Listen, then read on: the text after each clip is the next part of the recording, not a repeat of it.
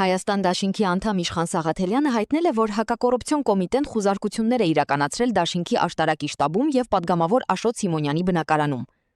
Սաղաթելյանն այս գործողությունները որակել է որպես ընդդիմության նախընտրական աշխատանքը կազմալուծելու եւ համակիրներին վախեցնելու ճղճին փորձ։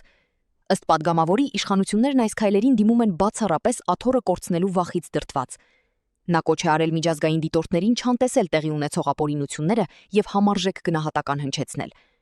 Սաղաթելյանը վստահեցրել է, որ ուժայինների միջոցով վերարտադրվելու փորձերն արդյունք չեն տալու եւ հորդորել է աջակիցներին շարունակել պայքարը։ Քաղաքական գործիչը կանխատեսել է, որ գործող իշխանության ավարտին հաշվածորեր են մնացել։ Այս չարիքի իշխանությունը նման քայլերով եւ մեթոդներով ցանկանում է սահմանափակել եւ կազմալուծել ընդդիմադիր քաղաքական ուժերի նախընտրական շտաբների գործունեությունը, սրանով փորձում են ազդեցություն ունենալ մեր աջակիցների, համակիրների, ընտրողների վրա, որը չի ստացվելու։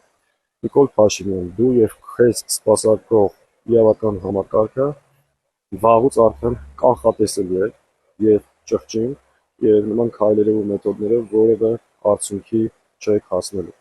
Եվ երկրորդ արձանագրումը, որ ակնհայտ այս իշխանությունը լավ հասկանում է